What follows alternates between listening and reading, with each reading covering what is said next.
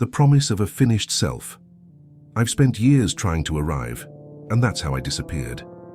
It started quietly, the way slow decay always does. A thought here, a comparison there, a sense that my life was a rehearsal for something more real. I began to believe that the person I was now wasn't quite it, that the real me, the complete, deserving, peaceful version, was still somewhere ahead. I just had to become him. We call it growth. We call it becoming.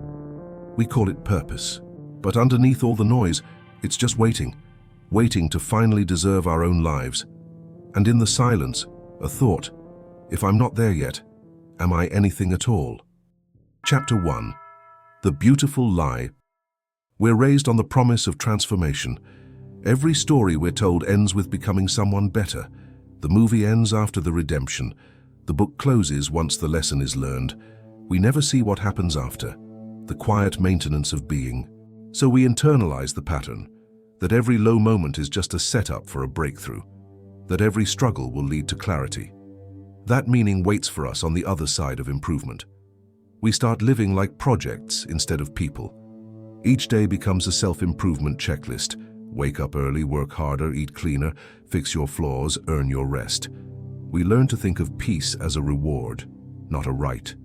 We speak the language of almost there, almost fixed, almost enough. We hide the chaos behind performance.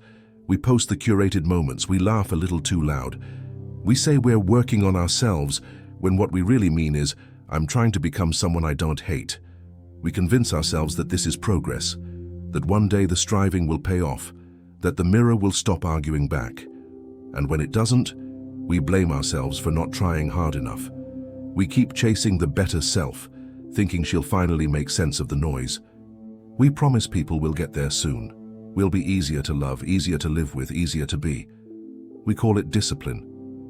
But it's worship. The worship of the future, tense. And we forget that while we rebuilding our real lives, our actual lives are quietly passing by in the background, unnoticed, unlived.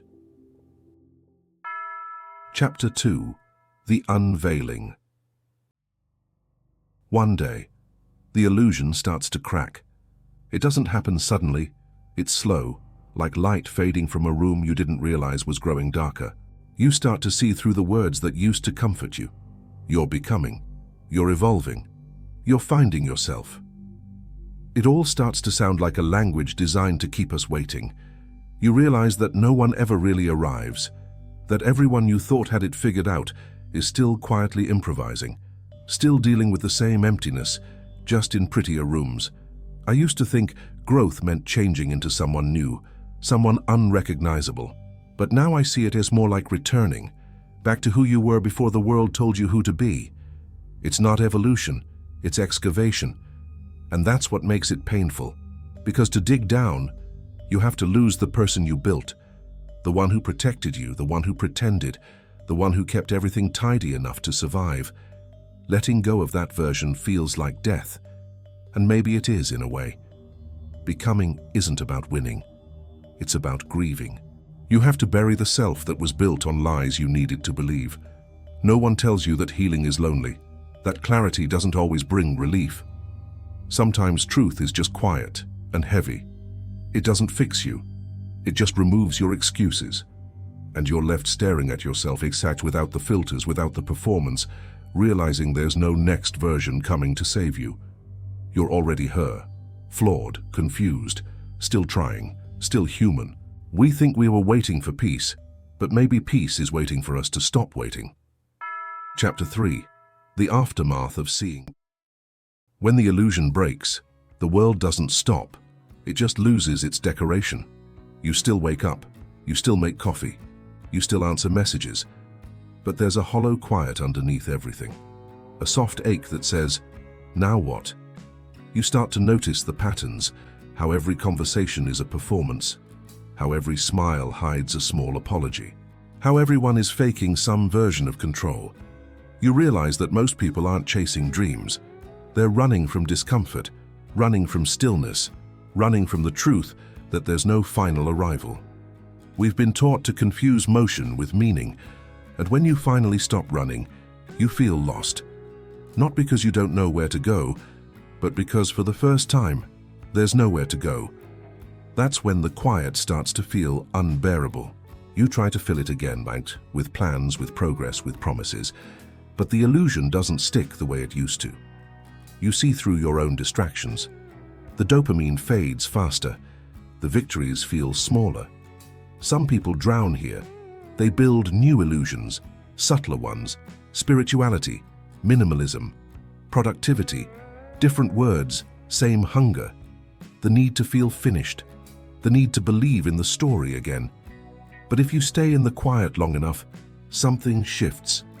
You start to notice life without the gloss, the smell of rain on old pavement, the way your breath sounds when you finally stop talking, the strange tenderness of realizing you've survived so much without ever being ready. You begin to see people differently too, not as competitors, not as examples, but as fellow wanderers, all carrying invisible weight, all pretending to be okay. It doesn't make the pain go away, but it makes it honest. And honesty, even when it hurts, feels like air after drowning. You learn to stop needing every moment to mean something. You learn to exist without the scoreboard, and for the first time, that feels like freedom. Chapter 4. The Stillness That Remains. This is the part of the story no one talks about, the quiet after you stop chasing. It's not peace, not really, more like acceptance. The noise still comes, the self-doubt still whispers, the old patterns still visit. But you stop expecting them to leave forever. You stop taking their presence as failure. You realize that being unfinished doesn't mean being broken. It means being alive. It means you're still capable of changing, of learning, of feeling something new. The finished self would be a statue, flawless, still, dead. Some mornings I wake up and feel like I am back at the beginning, like everything I thought I learned has vanished overnight. Other mornings I feel steady, like maybe this version of me can stay a while. Both are true. Both belong. I've stopped trying to fix myself. Now, I listen. To the small voice that says, "This hurts." To the quiet one that says, "This matters." To the soft one that says, "Stay." Sometimes I imagine all the versions of me standing together. The hopeful one, the angry one, the one who tried too hard to be perfect. None of them are gone. They're just quieter now. And for once, I don't feel the need to choose between them. The promise of a finished self was always a lie, but it was a comforting one. It gave me something to chase when I was afraid to feel. But now I see, I don't need to chase meaning. Meaning happens when you stay long enough to notice what's already here. When the world goes silent and all the plans dissolve, there's something that remains, a hum beneath the noise. It doesn't ask who you've become, it doesn't demand improvement, it just says, "You're still here, that's enough." I've spent years trying to arrive, and that's how I vanished. But today, without finishing, I appear.